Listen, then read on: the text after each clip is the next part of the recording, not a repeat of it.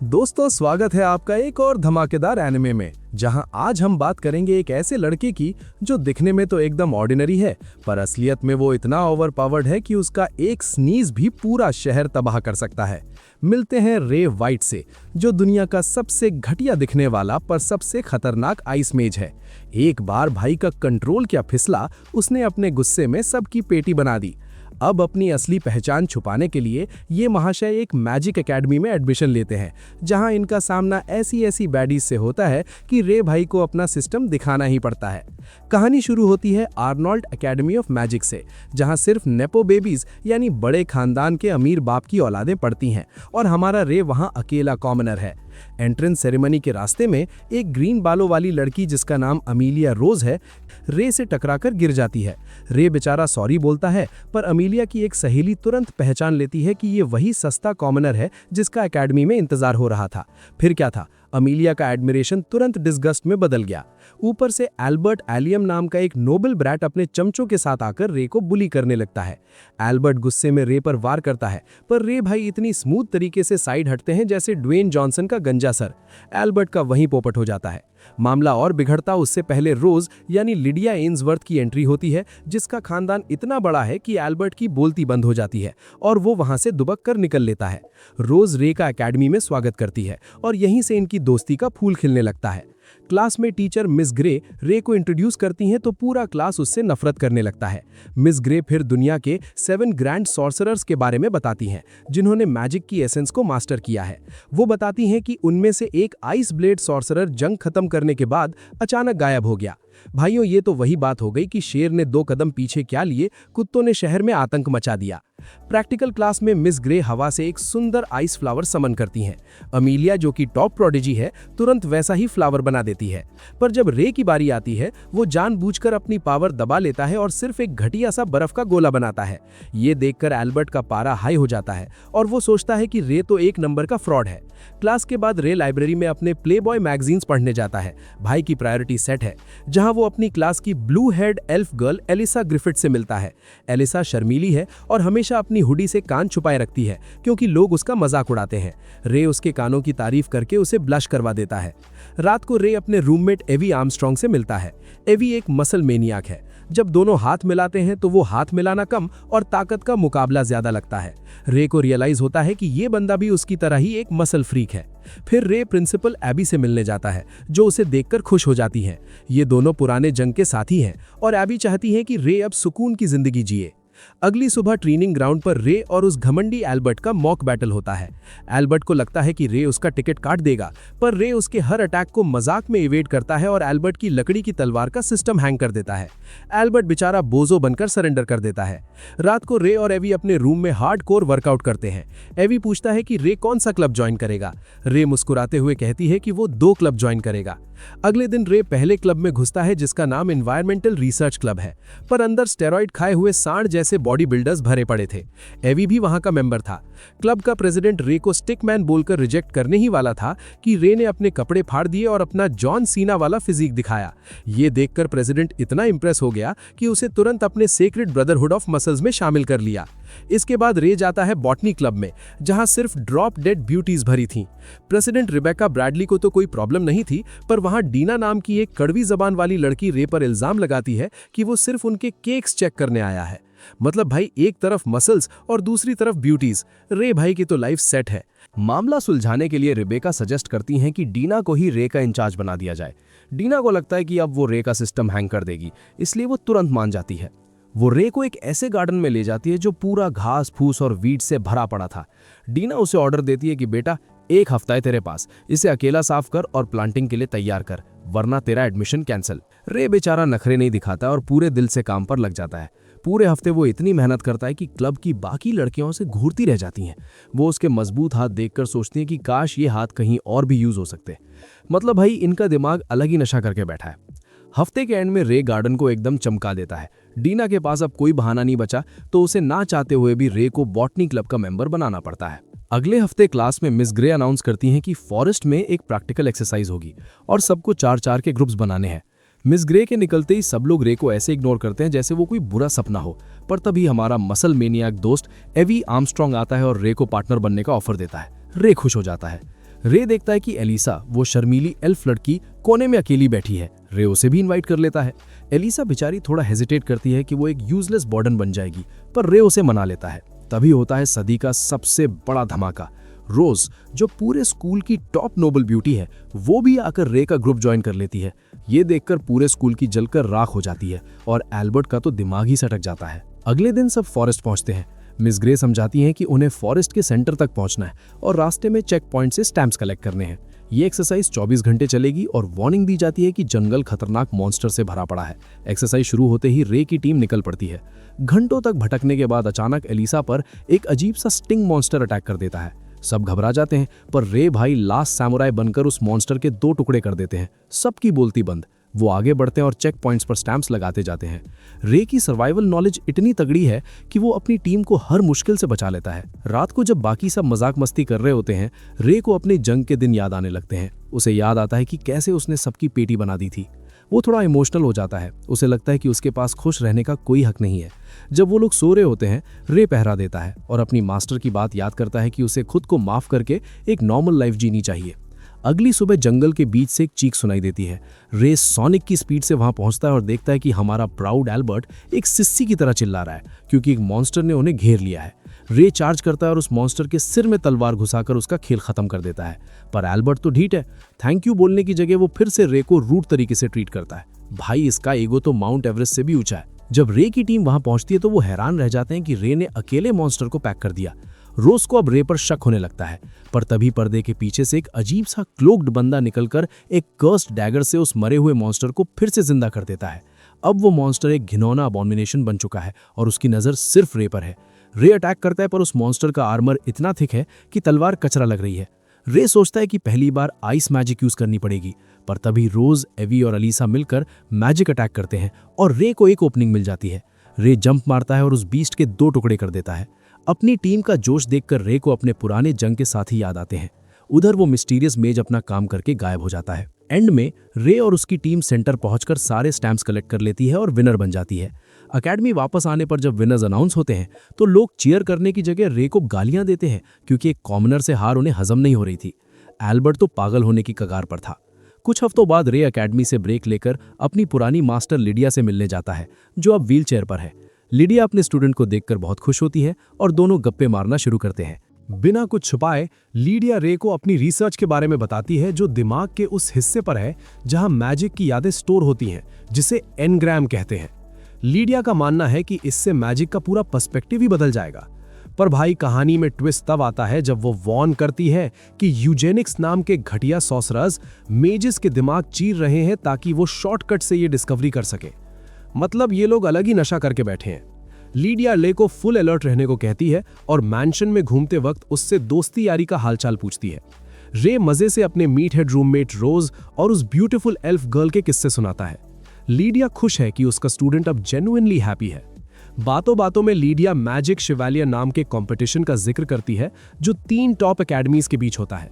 Lydia अपने time पर ये 4 बार जीत चुकी है, पर जब वो रे से पूछती है कि बेटा क्या तू एंटर करेगा, तो हमारा रेस साफ मना कर देता है। वो कहता है कि वो डॉम में बैठकर जॉनी सिंस के वीडियोस देखना ज्यादा पसंद करेगा। भाई, प्रायोरिटीज देख रहे हो। जाते जाते लिडिया अपनी स्लॉपी हिल्स ऑफ डूम से एक मैजिक बुक रे को देती है और वार्निंग देती है कि इसे तभी यूज करना जब सिस्टम हैंग होने वाला हो। अगले दिन अकेडमी में रे अपनी इनसेन मॉर्निंग जॉग पर निकलता है और वहां उसे अलीसा मिलती है, जो लाइब्रेरी जा रही थी।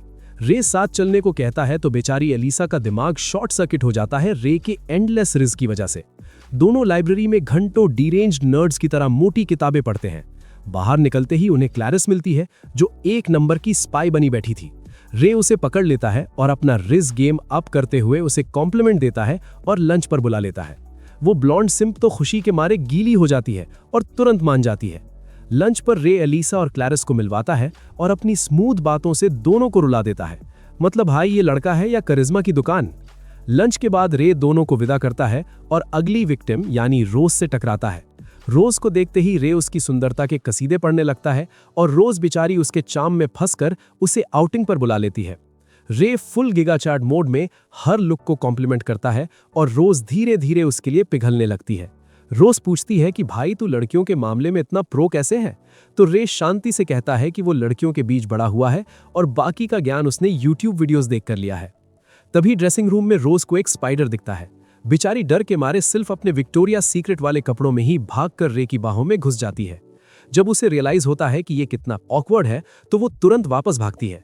रे सॉरी बोलता है पर उसकी जेंटल नेचर रोज के दिल में और जगह बना लेती है। दूसरी तरफ जंगल में हमारा सस्ता विलन एल्बर्ट जलन के मारे पागल हो चुका है। वो पूरा फॉरेस्ट जला देता है और रे को खत्म करने की कसम खाता है, जबकि वो मिस्टीरियस क्लोक्ड मेज ऊपर से बैठकर सिनिस्टर स्माइल दे रहा है। स्क्रिप्ट राइटर ने पक्का कुछ सस्ता फूका है, हर एपिसोड में एक नया नशा। अगले दिन रे अपने मसल ब्रदर्स के साथ लेग ट्रेनिंग पेल रहा होता है।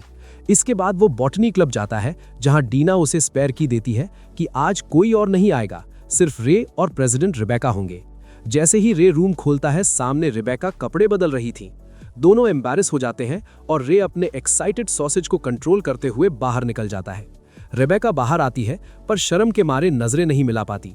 रे फिर से माफी मांगता है और दोनों प्लांट्स के बारे में गप्पे मारने लगते हैं। बाद में वो बाहर बैठते हैं और रेबेका मैजिक शिवेलियर की बात करती है। रे कहता है कि वो रोज को सपोर्ट कर रहा है, पर रेबेका बताती है कि एक और लड़की है जो रोज का सिस्टम हैंग कर सकती है। कंपटीशन की तैयारी के लिए एक मॉक बैटल होती है, जहां रोज अपने अपोनेंट की पेटी बना देती है, पर रोज को सुकून नहीं मिलता और रे से स्पार करने की जिद करती है। पूरे एकेडमी के लोग शॉक हैं कि एक नोबल ब्यूटी इस वर्थलेस लूजर से क्यों लड़ना चाहती है, पर रोज के लिए तो सिर्फ रे ही असली चैलेंजर है। और रे, जो कि एक असली जेंटलमैन है, तुरंत मान जाता है। बैटल शुरू होते ही रोज अपना पूरा जोर लगा देती है और रे पर टूट पड़ती है, पर भाई हमारा रे तो अलग ही लेवल का नशा करके बैठा है। वो रोज के अटैक्स को इतनी आसानी से डिफ्लेक्ट करता है जैसे मक्खी उड़ा रहा हो, और वो जानबूझकर काउंटर अटैक नहीं करता ताकि रोज को चोट न लग जाए। रोज कहती है कि उसने रे को स्पार के लिए इसलिए चुना था क्योंकि उसने फॉरेस्ट में रे का जलवा देखा था। उसे समझ आ गया था कि रे मैजिक में शायद उतना प्रो नहीं है, पर जब बात तलवारबाजी की आती है तो भाई पूरा बीस्ट है। रोज एक के बाद एक अटैक्स लॉन्च करती है और रे उन्हें ब्लॉक करता रहता है, पर तभी रे के दिमाग में उसके अडॉप्टेड फादर हावर्ड के साथ की गई पुरानी ट्रेनिंग की यादें घूमने लगती हैं। एक सेकंड के लिए रे अपना कंट्रोल खो देता है और गुस्से में रोज पर असली वाला अटैक करने ही वाला होता है कि अचानक उसके सर में एक तेज दर्द उठता है। रे की हालत खराब हो जाती है। वो अपनी तलवार गिरा देता है और रोज ये स्पार जीत जाती है, पर रोज को पता है कि ये विक्ट्री असली नहीं है और उसके मन में रे को लेकर क्यूरियोसिटी और भी ज्यादा बढ़ जाती है कि आखिर ये बंदा है कौन। थोड़ी देर बाद जब रे और उसकी टीम सुकून से लंच कर रहे होते हैं, तभी वहां एंट्री होती है हमारे सस्ते विलन एल्बर्ट और उसके फट्टू दोस्तों की। एल्बर्ट वही पुराना रोना लेकर आता है और रे को ड्यूल के लिए चैलेंज करता है। रे हमेशा की तरह सिंपल बोलकर मान जाता है क्योंकि उसे पता है कि एंड में एल्बर्ट का पोपट ही होना है। वो सब एकेडमी के एक सुनसान कोने में जाते हैं, जहां अचानक एक अजीब सा बैरियर पूरा एरिया घेर लेता है। एल्बर्ट अनाउंस करता है कि इस बार ड्यूल में असली तलवार और मैजिक का यूज होगा। इससे पहले कि कोई इस बकवास लॉजिक पर सवाल उठाए, एल्बर्ट धोखे से रे पर अटैक कर देता है, पर रे माइकल जॉर्डन की तरह इतनी स्मूथ तरीके से डॉज करता है कि एल्बर्ट देखता रह जाता है। ऊपर एक पेड़ की टहनी पर वो क्लोक्ड मेज बैठकर इस फाइट का मजे ले रहा है जैसे कोई नेटफ्लिक्स शो चल रहा हो। जब एल्बर्ट को रियलाइज होता है कि तलवार से वो रे का कुछ नहीं उखाड़ सकता, तो वो फ्रस्ट्रेट होकर मैजिक पर उतर आता है और रे पर फायर बॉल्स फेंकने लगता है। पर हमारा रे तो अलग ही मिट्टी का बना है। वो हर फायर बॉल को बीच से ऐसे चीर देता है कि सबकी बोलती बंद हो जाती है। एल्बर्ट फिर भी बाज नहीं आता और अपना फ्लेमिंग ड्रैगन अटैक लॉन्च करता है, पर रे उसे भी न्यूट्रलाइज कर देता है। एल्बर्ट फाइनली सरेंडर कर देता है और रोने लगता है जैसे कोई काइजनेट का दिल टूट गया हो। भाई, स्क्रिप्ट राइटर ने इस कैरेक्टर की इज्जत की धज्जियां उड़ाने में कोई कसर नहीं छोड़ी। रोज और बाकी टीम ये सब देखकर रे को घेर लेते हैं और सच उगलने को कहते हैं। रे कुछ बोलने ही वाला था कि अचानक एक सुपरसोनिक वेव आती है और रे को छोड़कर बाकी सब जमीन पर ढेर हो जाते हैं। झाड़ियों से वही मिस्टीरियस क्लोक्ड मेज बाहर निकलता है और भाई पर्दा उठते ही पता चलता है कि ये कोई और नहीं बल्कि उनकी टीचर मिस ग्रे हैं। रे तुरंत अपना दिमाग लगाता है और उसे समझ आता है कि मिस ग्रे असलियत में यूजेनिक्स ग्रुप की मेंबर हैं, जो टैलेंटेड स्टूडेंट्स का दिमाग चीरकर उनका एनग्राम निकालना चाहती हैं। मिस ग्रे मना नहीं करती, बल्कि अपनी डिफॉर्म्ड आंख दिखाती हैं, जिससे वो टैलेंटेड स्टूडेंट्स को पहचान लेती हैं। वो एडमिट करती हैं कि फॉरेस्ट वाला मॉन्स्टर अटैक भी उन्हीं का प्लान था, ताकि वो स्टूडेंट्स पर एक्सपेरिमेंट कर सके। रे को उनका ये घटिया चेहरा देखकर गुस्सा आ जाता है और वो अपनी तलवार निकाल लेता है। मिस ग्रे उस पर फायरिंग मिसाइल्स दागती हैं, पर जब रे डॉज करता है तो वो उन फ्लेम्स को बेचारे बेहोश दोस्तों की तरफ मोड़ देती हैं। अब अपने दोस्तों को बचाने के लिए रे के पास कोई रास्ता नहीं बचा और वो पहली बार अपनी आइस मैजिक अनलॉक करता है। वो पूरा बैटलफील्ड फ्रीज कर देता है और सारी मिसाइल्स एक पल में बुझ जाती हैं। मिस ग्रे के होश उड़ जाते हैं। उन्हें यकीन नहीं होता कि रे ही वो लेजेंडरी आइस ब्लेड सॉर्सरर है जो सालों पहले गायब हो गया था। रे क्लियर करता है कि वो टाइटल उसकी मास्टर का था और अब वो रे का है। मिस ग्रे की हालत खराब हो जाती है और वो भागने की कोशिश करती हैं, पर रे आइस स्वॉर्ड्स फेंककर उनके पैर का सिस्टम हैंग कर देता है। मिस ग्रे अब भीख मांगने लगती हैं और रे को यूजेनिक्स ज्वाइन करने को ऑफर देती हैं, पर रे उन्हें पनिश करने के लिए तैयार है। तभी वो अपने दिमाग में एक अजीब सा फ्लूइड इंजेक्ट करती हैं और एक डरावने मॉन्स्टर में बदल जाती हैं। वहीं एरिया का बैरियर टूट जाता है और बाकी स्टूडेंट्स होश में आ जाते हैं। वो देखते हैं कि उनका ऑर्डिनरी क्लासमेट उनकी टीचर बने मॉन्स्टर से लड़ रहा है। मिस ग्रे फायर अटैक्स की बारिश करती हैं, पर रे की बर्फ हर चीज को ठंडा कर देती है। मिस ग्रे चिल्लाती हैं कि तू इतना ओवरपावर्ड कैसे है, तो रे उसे साइंस का ज्ञान बांटता है। वो समझाता है कि उसकी आइस मैजिक असलियत में पार्टिकल वाइब्रेशन की थ्योरी पर काम करती है। रे ने एक स्पेशल कोड डेवलप किया है जिससे वो पार्टिकल्स की वाइब्रेशन को एक्सेलरेट या डिसेलरेट कर सकता है, जिससे वो किसी भी स्पेल को रिवर्स कर देता है। मतलब भाई, मैजिक एकेडमी में फिजिक्स का तड़का। ग्रे पूरी तरह पागल हो जाती है और रे पर डार्क एनर्जी से भरी अटैक्स की बारिश कर देती है। रे भी कम नहीं है, वो अपनी आइस स्वॉर्ड से हर वार को काउंटर करता है। पर भाई, यहाँ एक बड़ा लोचा है। रे जैसे ही अपनी बॉडी को लिमिट के पार पुश करता है, उसका पूरा शरीर बर्फ से ढकने लगता है। ये साइन है कि हमारा हीरो ओवरहीट हो रहा है। मतलब लॉजिक देखो, बर्फ का विज़र्ड है पर पावर ज्यादा यूज करने पर ओवरहीट हो जाता है। स्क्रिप्ट राइटर ने पक्का सस्ता नशा किया है। इससे पहले कि रे खुद एक फ्रोजन पॉप्सिकल बन जाए, वो एक स्पेशल आइस स्पेल एक्टिवेट करता है और एक भयानक बर्फ के बवंडर से ग्रे का सिस्टम हैंग कर देता है। ग्रे बेचारी बर्फ के एक बड़े कोन में हमेशा के लिए पैक हो जाती है। जंग खत्म होते ही रे थककर घुटनों पर गिर जाता है और अपनी पावर्स डीएक्टिवेट कर देता है। उसके दोस्त तुरंत उसकी मदद के लिए दौड़ते हैं। रे को सुकून मिलता है कि उसने सबको बचा लिया, पर बॉडी में बिल्कुल एनर्जी नहीं बची थी, इसलिए वो वहीं बेहोश हो जाता है।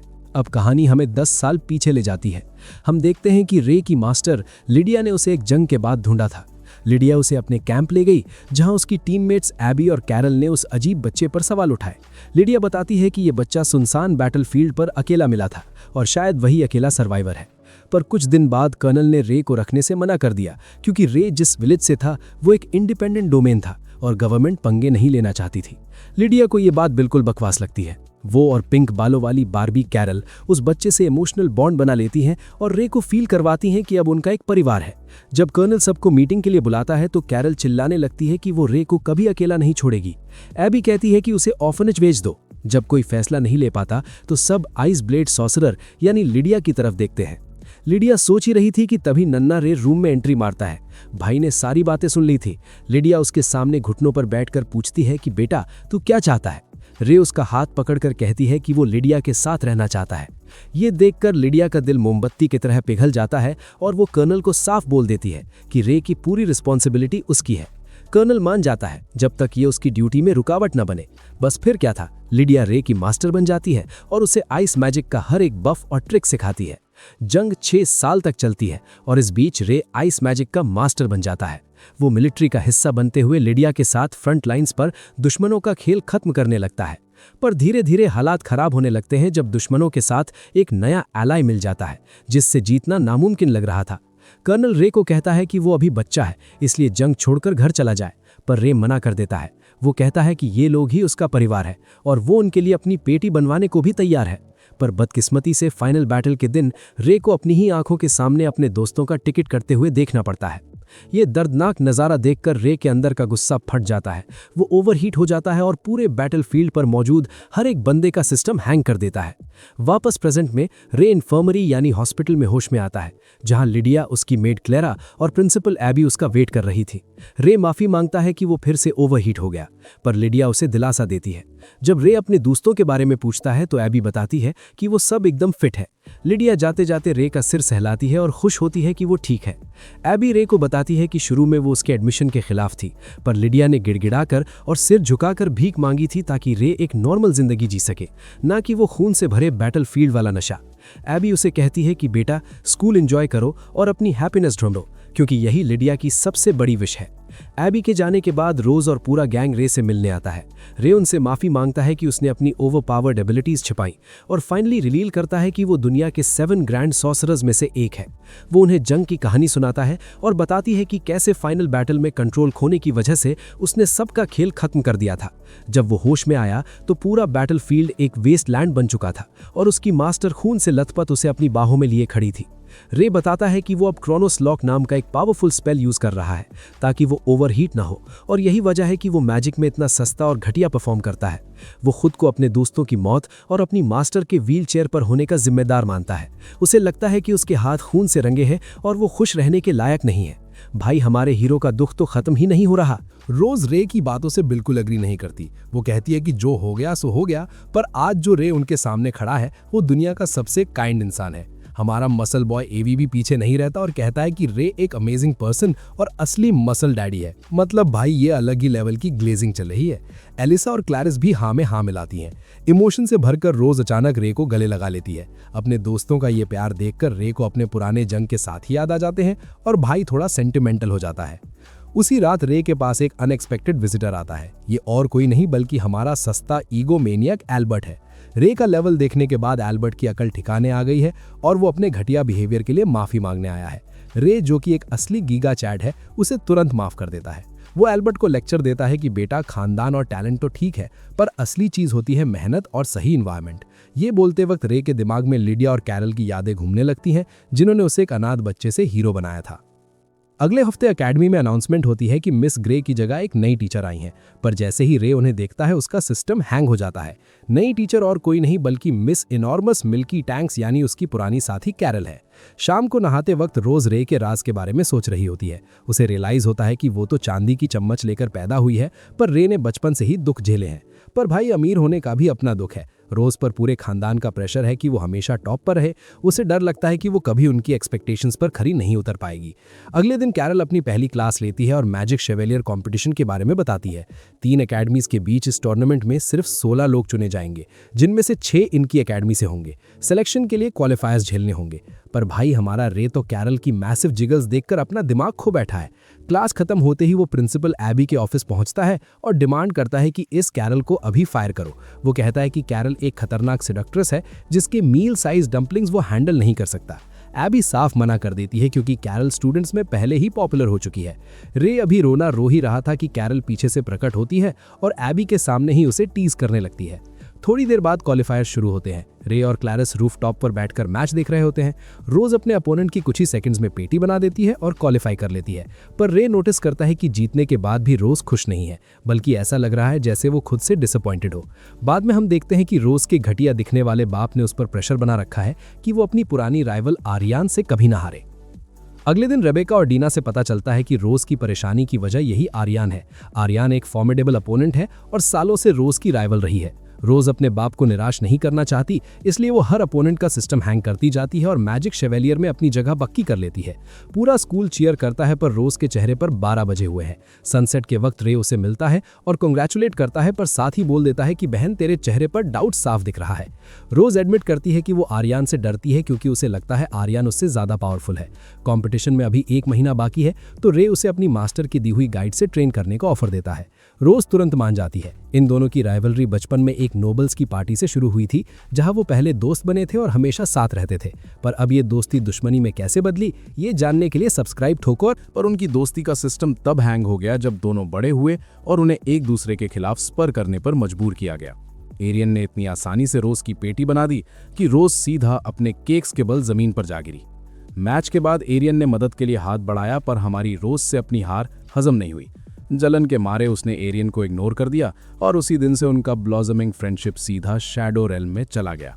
उसी रात रोज अपने कमरे में बैठकर खुद को कोस रही होती है कि उसने अपनी दोस्ती का गला घोट दिया सिर्फ अपने खानदान को खुश करने के चक्कर में। अगली सुबह रोज एकदम तैयार होकर रे के पास पहुंचती है अपनी ट्रेनिंग शुरू करने के लिए। पर भाई, यहाँ रे अलग ही नशा करके बैठा है। वो एक सस्ता सा तीमू वाला मास्क पहनकर आता है, जिसे देखकर रोज को लगता है कि इसका ऊपर का माला खाली है क्या। इससे पहले कि रोज कुछ पूछ पाती, रे स्टर्नली ऑर्डर देता है कि बेटा, अब से मुझे मास्टर बोलो, और तुरंत उसे 20 किलोमीटर एकेडमी के चक्कर लगाने भेज देता है। रे बिना किसी फेमिनिज्म के रोज से दागिस्तान लेवल की खतरनाक ट्रेनिंग करवाता है। हर रात जब रोज अपने कमरे में घिसटते हुए पहुंचती है तो उसे शक होने लगता है कि ये रे असलियत में उसे ट्रेन कर रहा है या उसका खेल खत्म करने की सुपारी ली है। हालत यह है कि रोज के सपनों में भी रे उसे किसी मेनियाक की तरह चेस कर रहा होता है। रोज बेचारी डिसाइड करती है कि अगर उसे अपनी जान बचानी है तो इस पागल टीचर से छुपना ही बेहतर है। अगले हफ्ते लंच ब्रेक के वक्त रे हमारे एल्बर्ट से मिलता है, जो एक बेंच पर अकेला बैठकर अपनी जिंदगी के दुख दर्द सोच रहा होता है। जब रे उससे पूछता है कि भाई क्या माजरा है, तो एल्बर्ट एडमिट करता है कि उसे भी ताकतवर बनना है। हैरानी की बात यह है कि ये बोझो भी मैजिक शेवेलियर के लिए क्वालिफाई कर गया है, पर डर के मारे इसका सिस्टम थोड़ा स्लो चल रहा है। रे उसे गीगा चैट वाली एडवाइस देता है कि प्रोसेस को रश मत कर, धीरे धीरे तेरा ग्राफ ऊपर जाएगा। एल्बर्ट से ये टची डिस्कशन खत्म करके रे अपनी भगोड़ी स्टूडेंट रोज को ढूंढने निकल पड़ता है। वो लाइब्रेरी में क्लैरिस और एलिजा से पूछता है, पर जब वो मना कर देती हैं तो रे अपना सस्ता तीमू बैटमैन मास्क निकालता है। भाई मास्क में एनर्जी स्कैनिंग फीचर है, मतलब स्क्रिप्ट राइटर ने पक्का सस्ता नशा किया है। बर्फ के मैजिक वाले एनिमे में बैटमैन की टेक्नोलॉजी कहां से आ गई? रे तुरंत रोज की लोकेशन स्कैन कर लेता है। रोज बेचारी गर्ल्स ड्रेसिंग रूम में दुबक कर बैठी थी, पर रे उसे वहां से भी टांग पकड़कर बाहर खींच लाता है।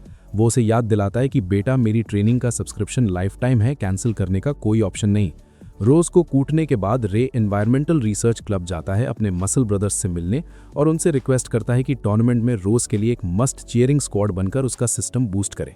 रे को पूरा यकीन है कि उसके मसल ब्रदर्स के सोल पैक्स और उनकी बिग डी एनर्जी रोज को टूर्नामेंट में जीत दिलाने के लिए काफी होगी। ईवी के कहने पर सारे मसल मीनियक्स तुरंत मान जाते हैं और उनके थंडरस चीयर से पूरा क्लब गूंज उठता है। पर निकलने से पहले क्लब लीडर रे को एक पैकेज देता है जिसमें लड़कियों के कपड़े होते हैं। अब रे अपना दिमाग चलाता है और एक सुंदर लड़की लिली का भेष धार लेता है। अगली सुबह वो राइवर एकेडमी डियोम में घुस जाता है ताकि एरियन एल्ग्रिन की असली ताकत का पता लगा सके। एक बड़े बॉक्स में छुपकर वो बिना किसी के पकड़े गए एकेडमी के अंदर पहुंच जाता है, पर कैंपस में घूमते वक्त उससे एक रोती हुई छोटी बच्ची टियाना टकरा जाती है। टियाना बेचारी अपनी बड़ी बहन को ढूंढ रही थी, तो लिली बना रे उसकी मदद करने लगता है। रे का ये लिली वाला डिस्गाइज इतना खतरनाक है कि रास्ते में कई लड़कियां उसे देखकर बेहोश हो जाती हैं। भाई स्क्रिप्ट राइटर ने पक्का सस्ता नशा किया है जो रे को इतना सुंदर दिखा दिया। जल्द ही टियाना को अपनी बहन मिल जाती है और किस्मत देखो, वो बहन कोई और नहीं बल्कि वही एरियन थी जिससे मिलने रे तड़प रहा था। एरियन लिली को थैंक यू बोलती है, पर जैसे ही उसे शक होता है कि लिली उनकी एकेडमी से नहीं है, रे अपनी मराया कैरी वाली आवाज छोड़कर असली बैरिटोन आवाज में बोलने लगता है। एरियन की वहीं बोलती बंद हो जाती है, ये जानकर कि ये सुंदर सी लड़की असलियत में एक लड़का है। रे माफी मांगता है और कहता है कि उसने अपने गले में 11 लैब्स का AI ऐप फिट कर रखा है आवाज बदलने के लिए, मतलब मैजिक के बीच में टेक्नोलॉजी का तड़का। एरियन उसे पहचान लेती है कि ये वही मशहूर कॉमनर है जिसकी स्वॉर्ड स्किल्स के चर्चे पूरे शहर में है। वो खुश होकर रे को एक फ्रेंडली डुएल के लिए चैलेंज करती है। दोनों ट्रेनिंग ग्राउंड जाते हैं जहां तलवारें टकराती हैं। एरियन की स्पीड और उसकी लाइटनिंग मैजिक देखकर रे इंप्रेस हो जाता है। रे उसे बताता है कि उसकी ओपोनेंट रोज उसकी दोस्त है और वही उसका ट्रेनर है। एरियन शॉक हो जाती है कि रे सिर्फ रोज की मदद करने के लिए इतनी दूर भेष बदल कर आया है। रे सीना तान कर कहता है कि रोज टूर्नामेंट में एरियन का सिस्टम हैंग कर देगी, जिस पर एरियन सिर्फ मुस्कुराती है। वापस आते वक्त रे को एक ऐसी लड़की मिलती है जिसकी स्किन मेयोनेज से भी ज्यादा सफेद थी। वो लड़की फिसलकर गिरने ही वाली थी कि लिली बने रे ने उसे बॉलीवुड हीरो की तरह लपक लिया। ये स्मूथ सेव देखकर उस लड़की का दिल गार्डन गार्डन हो जाता है और वो रे का हाथ पकड़कर उसका नाम पूछती है। रे अपना नाम लिली बताता है और लड़की अपना नाम मारिया ब्रैडली बताती है। रे तुरंत समझ जाता है कि ये अल्बिनो लड़की और कोई नहीं बल्कि रेबेका की छोटी बहन है। मारिया खुशी खुशी भाग जाती है ये सोचकर कि उसे अपना नया गर्ल क्रश मिल गया है। अगले दिन रे अपने दोस्तों को जंगल में अपनी मास्टर लिडिया एन्सवर्थ से मिलवाने ले जाता है। लिडिया सबसे मिलकर बहुत खुश होती है और उन्हें ड्रग्स से दूर रहने की सस्ती एडवाइस देती है। पर जब रोज की बारी आती है, लिडिया उसे साइड में ले जाती है। उधर लिडिया की मेड क्लारा रे को किचन में ले जाकर वॉर्न करती है कि एम्पायर्स एंजल ऑफ डेथ नाम का एक खतरनाक असैसिन फिर से एक्टिव हो गया है। रे समझ जाता है कि ये असैसिन मैजिक शेवेलियर के वक्त ही स्ट्राइक करेगा, क्योंकि वहां सारे बड़े नोबल खानदान जमा होंगे। दूसरी तरफ लिडिया रोज को बताती है कि रे हमेशा उसे लेटर्स लिखता है और उसे शक है कि रोज अपने दिल में कोई बड़ा बोझ छुपाए बैठी है। लिडिया उसे एडवाइस देती है कि वो रे पर ट्रस्ट करे और अपना दिल खोल दे, जैसे रे ने अपना आइस ब्लेड सॉर्सरर वाला पास्ट सबको बताया था। अगले कुछ हफ्ते रे रोज की रगड़ कर ट्रेनिंग करवाता है। फाइनल टेस्ट के लिए वो उसे जंगल ले जाता है और इंस्ट्रक्शंस देता है कि बिना मैजिक यूज किए उसे रे के सीने पर रखी रोज पेटल्स को स्कैटर करना है। रोज पूरी जान लगा देती है और देखते ही देखते मैजिक शेवेलियर का दिन आ जाता है और पूरा कॉलेजियम स्पेक्टेटर्स से खचाखच भर जाता है। कोलिजियम का माहौल एकदम गर्म है। सारी एकेडमीज के स्टूडेंट्स रेंजर्स की तरह तैयार हैं। रे के मसल ब्रदर्स भी वहां मौजूद हैं। उनके स्वोल पैक्स और बिग एनर्जी रोज को जीत दिलाने के लिए काफी है। रे साइडलाइंस पर खड़ा है, एक प्राउड डैड की तरह अपनी स्टूडेंट का जलवा देखने के लिए बेकरार है। प्रिंसिपल एबी टूर्नामेंट ओपन करती हैं, पर असली तमाशा शुरू होने से पहले रोज और एरियन रास्ते में एक दूसरे से टकराती हैं। दोनों एक हार्टफेल्ट हैंडशेक करती हैं, जैसे कह रही हों कि बहन, आज तेरी पेटी बनना पक्का है। पहला मैच शुरू होता है रोज और एक ऐसे बेवकूफ चिंप के बीच जिसे लगता है कि वो स्क्रिप्ट राइटर का चहीता है। एबी रेफरी बनकर रूल्स समझाती हैं, जीतना है तो अपोनेंट को रिंग से बाहर फेंको या उसके सीने पर रखी रोज पेटल्स की धज्जियां उड़ा दो। मैच शुरू होते ही वो सस्ता लूजर धोखे से अटैक करता है, पर हमारी रोज मूव्स लाइक जैगर दिखाते हुए हवा में लीप मारती है। मिड एयर वो एक फायरी स्पेल फूंकती है और अपोनेंट के फ्लावर पेटल्स को जलाकर राख कर देती है। Flawless victory. रे इम्प्रेस्ड है, पर भाई को अभी एक और काम करना है। वो बैकस्टेज एल्बर्ट से मिलने जाता है, जो डर के मारे थर-थर कांप रहा है। रे उसे मोटिवेट करता है कि बेटा पूरी जान लगा दे। अगला मैच होता है एल्बर्ट और एरियन के बीच। एल्बर्ट ठान लेता है कि वो फेलियर नहीं कहलाएगा, पर बदकिस्मती से एरियन इतनी ओवरपावर्ड है कि वो एल्बर्ट को फुटबॉल की तरह हवा में उड़ा देती है। एरियन उसे सरेंडर करने को कहती है, पर एल्बर्ट को रे की मोटिवेशनल बातें याद आती हैं और वो सस्ता नशा करके फिर से चार्ज करता है। एरियन इतनी सैवेज है कि वो एल्बर्ट की तलवार को अपने नंगे हाथों से दबाकर 2 टुकड़े कर देती है और उसके पेट पर एक मस्त पंच जड़ देती है। एल्बर्ट जमीन पर लेटा हुआ नीले आसमान को घूरता है। हार तो गया, पर सुकून है कि कम से कम फट्टू की तरह नहीं भागा। इसी बीच रे रेस्टरूम जाता है अपने सॉसेज को थोड़ा आराम देने, मतलब भाई को सुकून चाहिए, पर उसे घंटा पता नहीं कि एक मिस्टीरियस असैसिन क्रीपी मास्क पहनकर उसे शैडोज से स्टॉक कर रहा है। उधर रोज साइडलाइन से एरियन की ताकत देखकर शॉक्ड है कि उसकी राइवल तो अलग ही लेवल पर पहुंच गई है। रे को फील होता है कि कोई उसका पीछा कर रहा है और जमीन पर पर्पल स्लाइमी लिक्विड देखकर उसका शक पक्का हो जाता है। तभी उनका John Cena president lakes shadows से निकल कर आता है और रे को एक सीक्रेट मीटिंग रूम में ले जाता है, जहां एबी, लिडिया, क्लारा और कैरल पहले से ही महफिल जमाए बैठी थीं। एबी बताती हैं कि टूर्नामेंट में ग्रिम रीपर्स नाम के खतरनाक असैसिन्स घुस चुके हैं। इनका काम है अमीर नोबल फैमिलीज की बेटियों को किडनैप करना या उनका टिकट काट देना। एबी रे को फटकार लगाती हैं कि बेटा, ये सॉसेज मसाज बंद करो और प्रिवेंशन पर ध्यान दो। शॉकिंग रिवील ये होता है कि क्लारा असलियत में एक इंटेलिजेंस ऑपरेटिव है और लेक्स उसका छोटा भाई और एक फील्ड एजेंट है। एबी रे को खुली छूट देती हैं कि अगर जरूरत पड़े तो अपनी आइस पावर से सबका सिस्टम हैंग कर देना। टूर्नामेंट का दूसरा दिन शुरू होता है, जहां रेबेका अपने अपोनेंट का कचरा कर देती है। रे और ईवी ये देख ही रहे होते हैं कि एलिजा और क्लैरिस रोती हुई आती हैं। वो बताती हैं कि रोज ने खुद को कमरे में लॉक कर लिया है और किसी से बात नहीं कर रही। रात को ईवी के साथ अपने स्वेटी वर्कआउट के बाद रे रोज के रूम जाता है। वो दरवाजे के बाहर खड़ा होकर अपनी बॉडीगार्ड की तरह अपनी फीलिंग्स कन्फेस करता है। रोज पिघल जाती है और अपना दरवाजा खोल देती है। रोज अपना दुखड़ा रोती है कि वो एक्सपेक्टेशंस के नीचे दब चुकी है। उसे लगता है कि एरियन को हराकर ही वो खुद को प्रूव कर पाएगी, पर उसे यकीन है कि वो जीत नहीं सकती क्योंकि एरियन बहुत स्ट्रांग है। रे उसकी ये बिली आइलिश वाली सैड बातें सुनता है और उसे मोटिवेट करने के लिए उसके कंधे पकड़ता है, जैसे उसका सिस्टम रीबूट करने वाला हो। पर अब रे उसे इंस्टाग्राम मोटिवेशनल कोट्स पेल कर समझाता है कि उसकी वर्थ सिर्फ जीत या खानदान की एक्सपेक्टेशन से नहीं है। वो उसे कहता है कि डर के मारे नहीं, बल्कि खुद पर यकीन करके लड़ो। सबसे बड़ी बात, रे उसे अश्योरेंस देता है कि वो हमेशा उसके साथ खड़ा रहेगा। ये सुनकर रोज इतना इमोशनल हो जाती है कि वो रे के गले लगकर रोने लगती है। पूरी रात रे उसके कमरे में रुकता है और उसे एक बच्चे की तरह सोते हुए देखता है, जबकि बेचारा अपने फ्रीकी अर्जेस को कंट्रोल करने की कोशिश कर रहा होता है। रे को याद आता है कि कैसे रोज ने फॉरेस्ट वाली फाइट में अपने बटरफ्लाई मैजिक से उसके सीने का फूल जला दिया था। उसे पूरा यकीन है कि रोज एरियन का सिस्टम हैंग कर सकती है। अगले दिन रुकी ब्रैकेट का फाइनल मैच शुरू होता है और अरीना स्पेक्टेटर्स से खचाखच भरा है। प्राइवेट लॉबी में रोज का क्रीपी बाप बैठा है, जो फैमिली ऑनर के लिए जीत मांग रहा है, और दूसरी तरफ एरियन का नमूना बाप और तियाना मजे लेने आए हैं।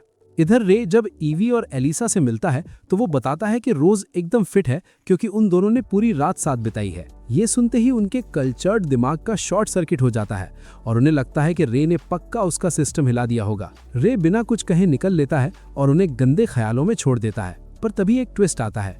क्लैरिस को ग्रिम रीपर्स के एजेंट्स किडनैप कर लेते हैं। रे अरीना के बाहर रोज से मिलता है और उसे रोज पेटल देता है। रोज शाय होकर एक एनर्जी बूस्टर हग मांगती है और रे उसे कस के गले लगा लेता है। जैसे ही रोज अरीना में घुसती है, लेक्स रे को बताता है कि क्लैरिस के साथ 8 और नोबल स्टूडेंट्स गायब हैं। अरीना में रोज और उसकी आर्च राइवल एरियन का क्लैश शुरू होता है। ये असली टाइटन्स की जंग है। एरियन तुरंत ऑफेंसिव मोड में आकर अपनी लाइटनिंग मैजिक से रोज पर बिजलियां गिराती है और उसे जमीन पर पटक देती है। लोगों को लगता है कि रोज का खेल खत्म, पर तभी रोज खड़ी होती है और अपनी पिंक फ्लेम से काउंटर करती है। एरियन हैरान है कि ये वो पुरानी वाली रोज नहीं है। इधर रे हॉस्टेजेस की लोकेशन ट्रैक कर लेता है और देखता है कि क्लैरिस और बाकी सबको ड्रग देकर बेहोश किया गया है। इससे पहले कि वो निकल पाते, एक अजीब सा बैरियर उन्हें घेर लेता है और ग्रिम रीपर असैसिन्स प्रकट हो जाते हैं। रे क्लैरिस को अपने कंधे पर उठाता है, जिससे बेचारी के सॉफ्ट केक्स एक्सपोज हो रहे हैं, पर बेचारी का वेट रे का सिस्टम स्लो कर रहा था। रे तुरंत अपनी आइस पावर्स एक्टिवेट करता है और पूरे एरिया को असैसिन्स के साथ फ्रीज कर देता है। लेक्स के आने पर रे फ्रोजन गुंडों को संभालने को कहता है और क्लैरिस को लेकर सेफ जगह भाग जाता है। अरीना में जंग अपने पीक पर है। एरियन अपना डोमेन एक्सपेंशन जैसा मूव चलती है और लाखों वोल्ट्स की बिजली छोड़ती है। रोज थोड़ा डर जाती है पर पीछे नहीं हटती। एरियन इतनी स्पीड से अटैक करती है कि रोज फुटबॉल की तरह रिंग में यहाँ वहाँ उड़ रही है। रोज का बाप डिसअपॉइंटेड लुक दे रहा है और अरीना में सन्नाटा छा जाता है। पर तभी रोज को अपने दोस्त और रे की बातें याद आती हैं।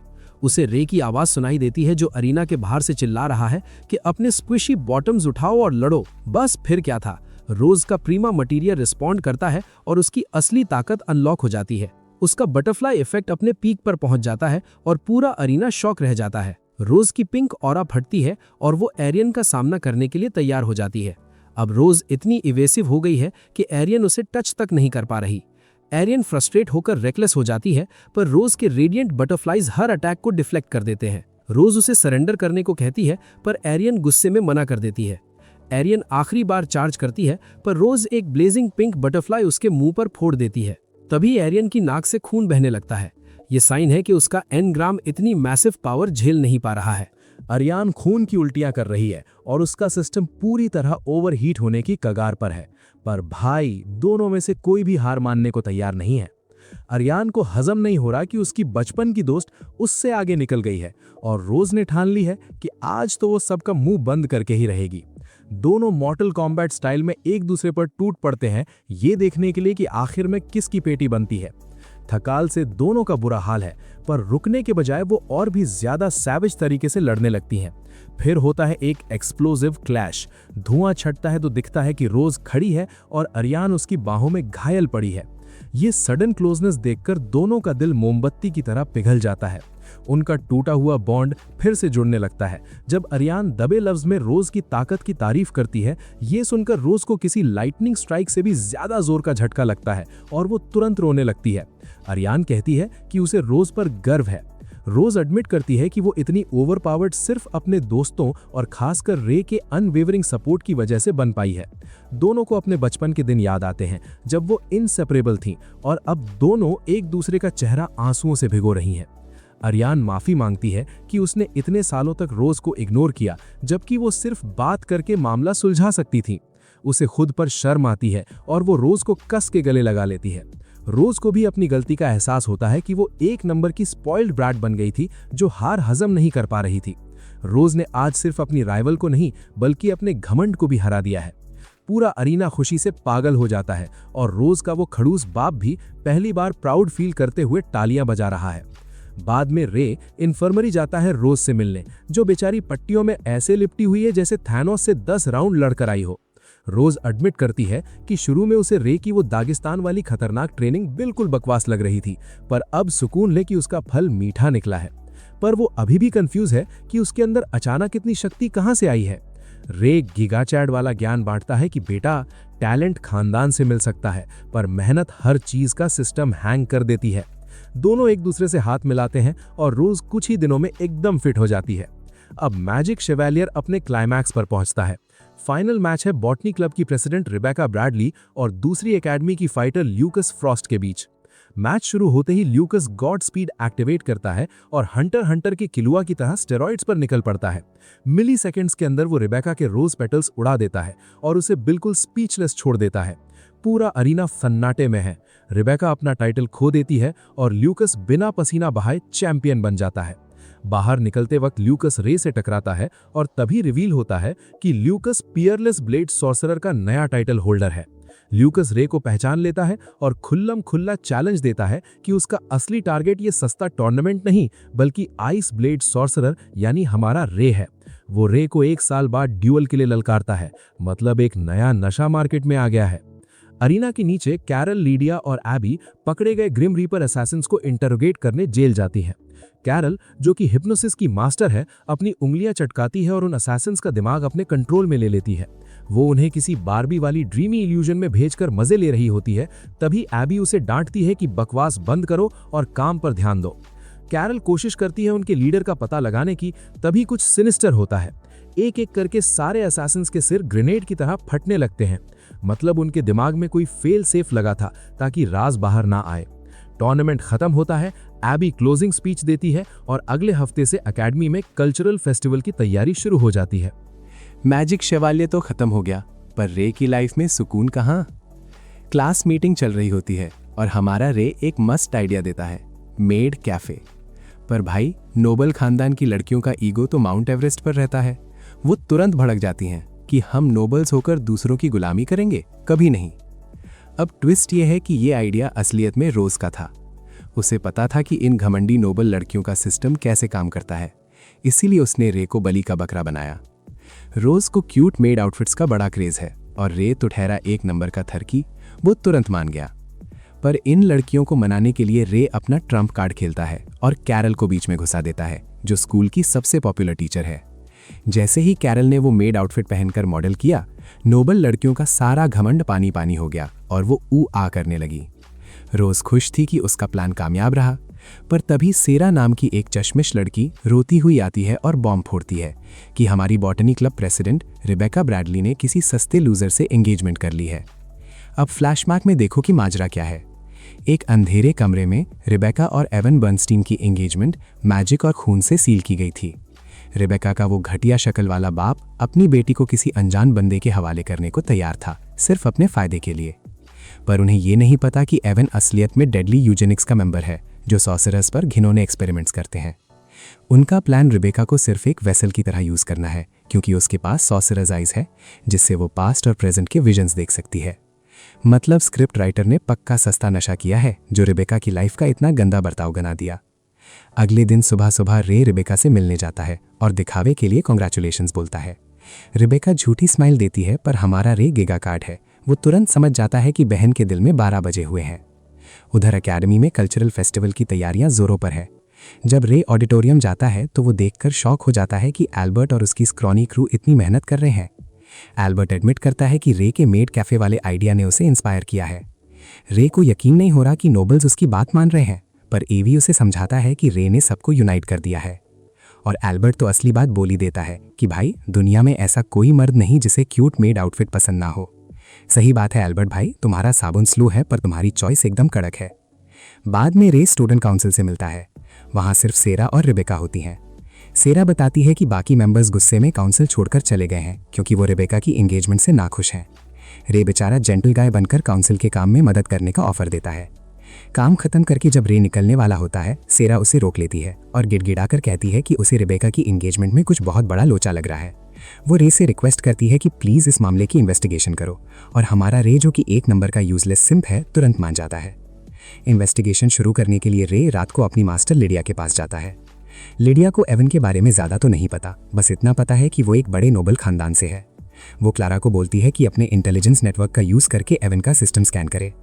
रे थैंक यू बोलता है, पर जैसे ही निकलने वाला होता है, लिडिया क्लास प्रोजेक्ट के बारे में पूछती है। रे मेड कैफे का जिक्र करता है और मेड आउटफिट्स की तारीफों के कसीदे पढ़ने लगता है। वो यहाँ तक कह देता है कि जब वो क्लारा को मेड आउटफिट में देखता है तो उसके दिमाग में गंदे ख्यालात आने लगते हैं।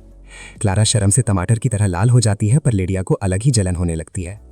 लिडिया गुस्से में डिक्लेयर करती है कि वो भी मेड आउटफिट पहनेगी, पर जब रे हंसता है और उसे ओल्ड हैक बोल देता है तो लिडिया उसे अपनी आइस मैजिक का जलवा दिखाती है। वो धमकी देती है कि अगर दोबारा मजाक उड़ाया तो तेरा डिंग डोंग फ्रीज कर दूंगी। भाई, लिडिया से पंगा मतलब मौत को दावत। उधर दूसरी तरफ रिबेका जब नहा रही होती है तो उसे अचानक एक विजन आता है, खून से भरा बैटलफील्ड और बर्फ के तीखे शार्ट्स, और उस विजन में उसे रे दिखता है। विजन इतना असली होता है कि रिबेका की बॉडी से जगह जगह से खून निकलने लगता है। अब रिबेका का ये विजन क्या सच होगा और एवन का असली मकसद क्या है? रिबेका की बहन मरिया जब कमरे में घुसती है तो देखती है कि रिबेका खून से लथपथ है। जब वो पूछती है कि बहन ये क्या बर्ताव बना रखा है, तो रिबेका उसे नोज ब्लीड बोलकर टाल देती है। मरिया को एवन पर शक होता है, पर रिबेका बिना जवाब दिए वहां से निकल लेती है। अपने कमरे में पहुंचकर रिबेक्का खुद को लॉक कर लेती है और बिली आइलिश के गाने सुनते हुए रोने लगती है। बचपन में जब मरिया को उसकी सफ़ेद स्किन की वजह से लोग चढ़ाते थे तो रिबेक्का ही उसकी ढाल बनती थी, पर बड़े होने पर सब मरिया को रिबेक्का से कंपेयर करने लगे, जबकि मरिया तो नॉर्थ वेस्ट की तरह कूल बनकर अपने कान पियर्स करवाना चाहती थी और आज़ादी से जीना चाहती थी। वापस प्रेजेंट में मरिया रिबेक्का से उसकी एंगेजमेंट पर सवाल उठाती है, पर रिबेक्का उसे अपने काम से काम रख बोलकर भगा देती है। अगले हफ्ते कल्चरल फेस्टिवल शुरू होता है और रे की क्लास की हर लड़की हॉट मेड आउटफिट में प्रकट होती है। रे जैसे ही उन्हें कॉम्प्लीमेंट देता है वो लड़कियां शर्म से टमाटर हो जाती हैं और उनका सिस्टम थोड़ा वेट होने लगता है। रोज तो किसी अप्सरा से भी ज़्यादा सुंदर लग रही थी और रे मौका देखकर उसे भी रिजर्व कर देता है। पर भाई असली तमाशा तब होता है जब एलिसा अपनी मैसिव जग्स वाला मेड आउटफिट पहनकर एंट्री मारती है। रे का दिमाग वहीं शॉर्ट सर्किट हो जाता है और वो किसी हिप्नोटाइज नमूने की तरह तालियां बजाने लगता है। ये देखकर रोज की जलन जेलसी 7th हेवन पर पहुंच जाती है और वो रे को सिंप बोलकर उसकी कुटाई शुरू कर देती है। रात को स्कूल से घर जाते वक्त रे को रिबेक्का मिलती है। रे जेंटलमैन बनकर उसे घर छोड़ने का ऑफर देता है। रास्ते में दोनों फेस्टिवल की बातें करते हैं, पर अचानक उनका सामना रिबेक्का के मंगेतर एवन से होता है। एवन बड़े तमीज से रे को साइड होने को कहता है और अपनी गर्ल को खुद घर ले जाने की बात करता है। उनके जाते ही रे को डीना की वार्निंग याद आती है, पर तभी लेक्स शैडोज से निकल कर आता है और रे को एक सीक्रेट मीटिंग में ले जाता है जहां लिडिया, कैरल, एबी और क्लारा पहले से ही महफिल जमाए बैठी थी। लिडिया बताती है कि एवन कोई आम नोबल नहीं बल्कि सॉर्सरर्स की आंखों का कलेक्टर है और यूजेनिक्स का मेंबर है। उसका प्लान रिबेक्का को सैक्रिफाइस करके क्रोइड्स नाम के डीमन को जगाना है ताकि नरक का दरवाजा खुल सके। तभी पर्दे के पीछे वाला मास्क सॉर्सरर अपना मास्क उतारता है। वो असलियत में एवन ही था। दूसरी तरफ रिबेक्का अपने कमरे में रोती हुई याद करती है कि कैसे एवन ने उसकी आंखों को टच करने की कोशिश की थी। जब उसने हाथ हटाया तो एवन ने उसे याद दिलाया कि उसके डेडबीट बाप ने उसे बेच दिया है और अगर उसने नखरे दिखाए तो वो मरिया का टिकट काट देगा। बेचारी रिबेक्का हेल्पलेसनेस में खून के आंसू रोने लगती है। अचानक वो खुद को एक तबाह बैटलफील्ड पर पाती है। वहां उसे काले बालों वाला लड़का दिखता है जो बिल्कुल रे जैसा लग रहा था और अपने मरे हुए साथी को हील करने की नाकाम कोशिश कर रहा था। वो यंग लिडिया को भी देखती है जो उस लड़के को क्रिस रॉक जैसा थप्पड़ मारती है और उसे वहां से खींच कर ले जाती है। अगले दिन काउंसिल रूम में रिबेक्का रे को देखकर सोचती है कि क्या ये वही बच्चा है। बाद में मरिया रे से मिलती है। रे हमेशा की तरह स्मूथ टॉकर बनकर मरिया की पेल स्किन की तारीफ करता है और उसे रिजर्व कर देता है। मरिया बताती है कि रिबेक्का उसके लिए माँ जैसी है और वो उसे बचाना चाहती है। रे उसका हाथ पकड़कर उसे प्रॉमिस करता है कि वो सब ठीक कर देगा। मरिया इमोशनल होकर रे के सीने पर सिर रख देती है और भाई रिबेक्का ये सब छुपकर देख रही होती है। उसे अलग ही जलन होती है क्योंकि वो मन ही मन रे को पसंद करती है। उसी रात रे को सपने में जंग के बाद का नज़ारा दिखता है जहां वो अपने दोस्तों की पेटी दबा रहा होता है। सपने में रिबेक्का वहां आकर उसकी असली पहचान पूछती है। रे जैसे ही बताने वाला होता है उसकी नींद खुल जाती है और वो देखता है कि उसकी आंखों से खून टपक रहा है। स्क्रिप्ट राइटर ने पक्का सस्ता नशा किया है। हर कोई खून क्यों निकल रहा है भाई। अगले दिन सुबह रे तुरंत रिबेक्का के घर भागता है, पर दोनों ही एक दूसरे से असली बात नहीं पूछ पाते। रिबेक्का वाली बात पर चिढ़ रही थी और रे अपने सपने पर। आखिर में कल्चरल फेस्टिवल पूरी तरह शुरू हो जाता है और आर्यन और टियाना भी मजे लेने पहुंच जाती हैं, जो अपनी मेड कॉस्ट्यूम में सबका वार्म वेलकम कर रही है और अपने हाथों से बनाया हुआ डिलिशियस केक सर्व कर रही है। सब लोग मजे कर ही रहे होते हैं कि अचानक एक ऐसी प्रेजेंस महसूस होती है कि सबका सिस्टम हिल जाता है। पर्दा उठता है तो सामने खड़ा है हमारा रे, वही अपना सस्ता लिली वाला डिस्गाइज पहनकर और ऊपर से मेड आउटफिट। भाई रे इतना क्यूट लग रहा है कि एकेडमी के सारे सिंप लड़के अपना रास्ता भूल गए और लड़कियां जलन के मारे जल भुनकर राख हो गईं। मेड कैफे में थोड़ा टाइम बिताने के बाद रे अपना बाकी दिन रिबेक्का के साथ एंजॉय करने निकल जाता है। पर दोस्तों, सुकून तो इस एनिमे की डिक्शनरी में है ही नहीं। फेस्टिवल खत्म होते ही जब मरिया घर जा रही होती है तब उसकी मुलाकात एक मिस्टीरियस सफेद बालों वाली लड़की से होती है जो उसे एक भयानक वार्निंग देती है कि उसकी बड़ी बहन रिबेक्का का टिकट कटने वाला है। उसी वक्त एक सीक्रेट मीटिंग रूम में लिडिया रे को बताती है कि अगर जल्दी कुछ नहीं किया तो रिबेक्का की पेटी बनना पक्का है। मामला तब और सीरियस हो जाता है जब रिबेक्का का घटिया बाप रूम में एंट्री मारता है और हमारे आइस ब्लेड सॉर्सरर यानी रे के आगे गिड़गिड़ाने लगता है कि प्लीज मेरी बेटी को बचा लो। मतलब पहले बेटी का सौदा किया और अब हीरो के पास भीख मांगने आया है। स्क्रिप्ट राइटर ने पक्का सस्ता नशा किया है जो ऐसे कैरेक्टर्स बनाए हैं। रात के अंधेरे में जंगल के बीच इवन अपना ईरी सॉर्सरर क्लोक पहनकर अपने साथी ग्लटन से कहता है कि अब डीमन क्रोइड्स को जगाने का वक्त आ गया है। पर ग्लटन को इन सब बकवास से कोई लेना देना नहीं है। वो अपने नाम की तरह सिर्फ ठूसने यानी खाने में इंटरेस्टेड है। उसी रात रिबेक्का को अपनी मौत का एक इतना भयानक विजन आता है कि उसकी आंखों से टपकने वाला खून उसके कंट्रोल से बाहर हो जाता है। अगले दिन स्कूल में रे फिर से अपने ड्रैग क्वीन डिस्गाइज में तैयार है लड़कियों को जलाने के लिए, पर तभी मरिया उसके पास आकर अजीब तरीके से एक्ट करने लगती है। रे को तुरंत शक हो जाता है कि कुछ तो गड़बड़ है। उधर स्कूल जाते वक्त रिबेका का सामना इवन से होता है और वो सस्ता विलन टेलीपोर्टेशन मैजिक यूज करके बेचारी को किडनैप कर लेता है। स्कूल में जैसे ही मरिया वहां से निकलती है, रे उसका पीछा करने का फैसला करता है। रे का टेंशन वाला चेहरा देखकर उसकी पूरी टीम समझ जाती है कि मामला सिस्टम हैंग करने वाला है। इवन रिबेका को जंगल की एक सुनसान जगह पर ले जाता है और वहां एक बैरियर बना देता है ताकि कोई डिस्टर्ब ना करे, क्योंकि वो रिबेका की स्पेशल आंखें निकालने की तैयारी कर रहा है। रे किसी तरह उस लोकेशन का पता लगा लेता है जहां रिबेका को बांधा गया है, पर वहां का रास्ता ग्लटन और कई डरावने मॉन्स्टर्स ने ब्लॉक कर रखा है। रे उन्हें गाजर मूली की तरह काटना शुरू करता है, पर तभी उसे एक पिंक बटरफ्लाई दिखती है। पीछे मुड़कर देखता है तो रोज और बाकी सारे यार दोस्त वहां पहुंच चुके हैं। वो सब रे के साथ कंधे से कंधा मिलाकर लड़ने के लिए तैयार हैं। अपनी मैजिकल एबिलिटीज से मॉन्स्टर्स का कचरा करने के बाद जब ग्लटन भागने की कोशिश करता है तो टीम रे को चिल्लाती है कि तू इस अगली क्रीप के पीछे जा, इन मॉन्स्टर्स का खेल हम खत्म कर देंगे। रे अपने दोस्तों का ये जज्बा देखकर इमोशनल हो जाता है। वो अपनी यूजलेस विग निकालकर फेंक देता है और असली आइस ब्लेड सॉर्सलर बनकर ग्लटन का पीछा शुरू करता है। फ्लैशबैक में पता चलता है कि कुछ घंटे पहले रिबेका के बाप ने गहरा राज बताया था। उसका खानदान कर्स्ड है और सिर्फ उनके खून का कोई वारिस ही हर 200 साल में एक बार डीमन क्राइड्स को जगा सकता है। बदकिस्मती से इस बार रिबेका ही वो बलि का बकरा यानी चोजन वन है। जंगल की गहराइयों में मामला एकदम गर्म हो चुका है, क्योंकि मरिया वहां पहुंच जाती है जहां रिबेका को बंदी बनाया गया है। पर जैसे ही वो पहुंचती है, ग्लटन और वो क्लोक्ड सॉर्सरर भी वहां महफिल जमाने आ जाते हैं। अब यहां होता है सदी का सबसे बड़ा ट्विस्ट। जिस एवन ने रिबेका को किडनैप किया था वो असली एवन नहीं बल्कि लाइस थी, वही सफेद बालों वाली मिस्टीरियस लड़की जो मरिया को रास्ते में मिली थी। असली एवन, जो वही क्लोक्ड सॉर्सरर है, गुस्से में पागल हो जाता है और लाइस पर डार्क पर्पल एनर्जी से अटैक करता है, क्योंकि वो नरक के दरवाजे यानी आकाशा तक पहुंचने के उसके प्लान में टांग अड़ा रही थी। पर लाइस कोई ऐसी वैसी सॉर्सरर नहीं है। वो सालों से रिबेका के परिवार को एवन जैसे घटिया लोगों से बचा रही है। वो एवन के अटैक को मजाक में न्यूट्रलाइज करती है और रिबेका को टेलीपोर्ट करके जंग की गर्मी से दूर भेज देती है। इतना ही नहीं, वो एवन को भी एक खाली रेल में भेज देती है ताकि वो वहां संडास साफ करे। लाइज मरिया को समझाती है कि अब इस स्यापे का हल सिर्फ रे ही निकाल सकता है। तभी हमारा रे आसमान से थॉर की तरह एंट्री मारता है। दूसरी तरफ ग्लटन को अलग ही नशा चढ़ रहा था। उसे सॉर्सरर का एनग्राम खाना था, तो वो रे पर झपटता है। पर लाइस बीच में एक ग्लास जैसा बैरियर खड़ा कर देती है, जिससे वो मोटू वहीं रुक जाता है। लाइस खुद को सॉर्सरर ऑफ फैब्रिकेशन के रूप में इंट्रोड्यूस करती है। रे पूछता है कि क्या यह सब तुम्हारा ही प्लान था, तो लाइस हाँ में जवाब देती है। वो बताती है कि रेबेका को बचाने के लिए उसे ओवरहीट करवाना पड़ेगा और फिर रे को अपने क्रोनोलॉग से उसकी पावर्स को सील करना होगा, जैसे वो अपनी पावर सील करता है। रे ही ये काम कर सकता है क्योंकि वो और रेबेका एक दूसरे से लिंक है। रे को जो विजन्स आ रहे थे और उसकी आंखों से जो खून टपक रहा था, वो सब इसी लिंक का नतीजा था। बातों बातों में ग्लटन किसी पागल नमूने की तरह बैरियर पर सिर पटकने लगता है और उसे तोड़ देता है। लाइस बिना टेंशन के रे को कहती है, बेटा अब इस जानवर की पेटी बना दो। रे बिना एक सेकंड गवाए अपना क्रोनोलॉग खोलता है और आइस मैजिक एक्टिवेट कर देता है। उसके बाल सफेद हो जाते हैं और वो अपनी आइस सॉर्ड लेकर ग्लटन से भिड़ जाता है। जब इनकी जंग चलती है, लाइस उसी पोर्टल में घुसती है जहां एवन बंद था। एवन अब गुस्से में इतना गिर चुका था कि वो अपने अंदर डार्क ट्रायड फ्लूइड इंजेक्ट कर लेता है और एक घिनौना मॉन्स्टर बन जाता है। लाइस दिखाती है कि वो असलियत में कितनी ओवरपावर्ड है। वो एवन के प्रीमा मटेरिया कोड को ही रीराइट कर देती है। फिर अपोथियोसिस नाम के स्पेल से वो एवन के एनग्राम को ही सेल्फ डिस्ट्रक्ट करवा देती है और एवन का खेल हमेशा के लिए खत्म हो जाता है। उधर रे घंटों से ग्लटन से लड़ रहा है। पूरे बैटलफील्ड पर टूटी हुई आइस स्वॉर्ड्स का ढेर लग गया है। बैरियर के बाहर रोज और पूरी टीम ने मॉन्स्टर्स का कचरा कर दिया है, पर तभी डीमंस की एक नई वेव जमीन से निकल आती है। पर तभी एंट्री होती है हमारी लेजेंड टीम की, लिडिया, एबी, कैरोल और क्लारा। क्लारा पहले जाती है और ग्रीन लाइटनिंग स्लैश से मॉन्स्टर्स को रोस्ट कर देती है।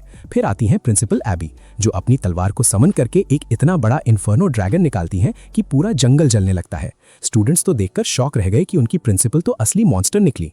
इसके बाद कैरल अपना हिप्नोटिज्म यूज करती है और डीमंस को किसी सरियल वंडरलैंड में भेज देती हैं, जहां वो तमीज से दर्शक बनकर बैठे रहते हैं। शो खत्म होते ही कैरल उनका सिस्टम हैंग कर देती है। एंड में लिडिया अपनी हजारों आइस स्वॉर्ड्स को एक कोलोसल ब्लेड में बदलकर आसमान चीर देती है और बचे कुचे मॉन्स्टर्स की पेटी दबा देती है। अब आखिरी जंग बची है रे और ग्लटन के बीच। ग्लटन मैन ईटर डीमन में बदल जाता है और रे को फुटबॉल की तरह उड़ा देता है। मरिया ये देखकर पागल हो जाती है और रेबेका को ब्लेम करने लगती है कि तेरी वजह से ये सब हो रहा है। रेबेका बेचारी पहले से ही सफरिंग में थी। उधर ग्लटन रे का गला पकड़कर उसे दीवार पर पटक देता है और उसका एनग्राम खाने के लिए मुंह खोलता है। पर तभी रे बर्सर्क मोड में चला जाता है और रेड आइस पार्टिकल से ग्लटन को फ्रीज करना शुरू कर देता है। ग्लटन जितना चटपटाता है, बर्फ उतनी ही फास्ट फैलती है और एंड में वो बर्फ का गोला बन जाता है। रे अपना क्रोनोलॉक वापस लगाता है और थककर ढेर हो जाता है। रेबेका उसकी मदद के लिए भागती है, पर मरिया अभी भी रोना रो रही थी। रेबेका गुस्से में मरिया को जमीन पर पटक कर धोना शुरू कर देती है। इस इमोशनल स्ट्रेस की वजह से रेबेका ओवरहीट होने लगती है और उससे एक ब्लाइंडिंग लाइट निकलने लगती है। तभी लाइज एवन की लाश लेकर प्रकट होती है और रे को ऑर्डर देती है कि अभी रेबेका की पावर सील करो। रे उस तेज रोशनी में आगे बढ़ता है और रेबेका को तसल्ली देता है कि सब ठीक हो जाएगा। रे किसी बॉलीवुड हीरो की तरह उस ब्लाइंडिंग लाइट के बीच आगे बढ़ता है और बिना किसी देरी के रेबेका को एक जेंटल किस कर देता है। भाई ये कोई आम किस नहीं थी, ये था क्रोनोस लॉक एक्टिवेशन। इससे रेबेका की आउट ऑफ कंट्रोल पावर्स तुरंत सील हो जाती हैं और उसका सिस्टम वापस नॉर्मल हो जाता है। मतलब स्क्रिप्ट राइटर ने रोमांस और मैजिक का क्या सस्ता नशा मिलाया है, पर चलो काम बन गया। कुछ ही मिनट्स बाद रेबेका का वो डेड बीट बाप वहां पहुंचता है और लेक्स उसे खुशखबरी देता है कि उसकी दोनों बेटियां रेबेका और मरिया एकदम सेफ और चंगी है। वो बुद्धा चैन की सांस लेता है और हमारे आइस प्लेट सॉसर यानी रे का दिल से शुक्रिया अदा करता है कि उसने अपना प्रॉमिस पूरा किया और रेबेका की पेटी बनने से बचा लिया। वापस एकेडमी में मामला अब और भी फ्रीकी होने वाला है। रोज और रेबेका अकेले में मिलते हैं और उनके डिस्कशन का टॉपिक है हमारा रेज डैडी रे। दोनों को रे से सच्चा वाला प्यार हो गया है। रोज साफ कह देती है कि बहन, रे सिर्फ तेरा नहीं हो सकता, और रेबेका भी पूरे एटीट्यूड में कहती है कि वो पीछे नहीं हटेगी। दोनों एक फेयर कंपटीशन के लिए राजी हो जाती हैं कि जो बेहतर होगी रे उसी की एलीट सॉसेज का मजा लेगा। पर दोस्तों, अभी तो असली हैरम डेवलपमेंट होना बाकी था। इससे पहले कि वो हाथ मिलाकर डील पक्की करे, अचानक क्लैरिस, करिस और एलिसा वहां प्रकट हो जाती हैं। वो दोनों भी खुल्लम खुल्ला डिक्लेयर कर देती हैं कि उन्हें भी रे के सिस्टम का टेस्ट चाहिए। मतलब रे भाई की किस्मत तो देखो, पूरी एकेडमी की ब्यूटीज उसके पीछे हाथ धोकर पड़ी हैं। कुछ हफ्तों बाद जब सब कुछ शांत हो जाता है, रे अपने पुराने साथी हॉवर्ड की कब्र पर जाता है जो जंग में पैक हो गया था। रे वहां बैठकर उसे सब कुछ बताता है, एकेडमी के नए किस्से, उसके नए नए यार दोस्त और कैसे उसने अपनी जिंदगी का नया चैप्टर शुरू किया है। हॉवर्ड बेचारा ऊपर से देख रहा होगा कि उसके साथी के पास अब दोस्तों का पूरा कबाड़ा है। तो भाइयों, यही खत्म होती है हमारे आइस प्लेट सॉसर की ये धमाकेदार कहानी। अगर तुम्हें ये एनिमे रिकैप मस्त लगा और तुम चाहते हो कि हम ऐसे ही और सीरीज की धज्जियां उड़ाएं, तो चैनल को तुरंत सब्सक्राइब ठोको। और हाँ, स्क्रीन पर दिख रही इस अगली वीडियो को जरूर देखना, वो इससे भी ज्यादा क्रेजी है। मिलते हैं अगले एपिसोड में, तब तक के लिए सिस्टम हैंग करते रहो।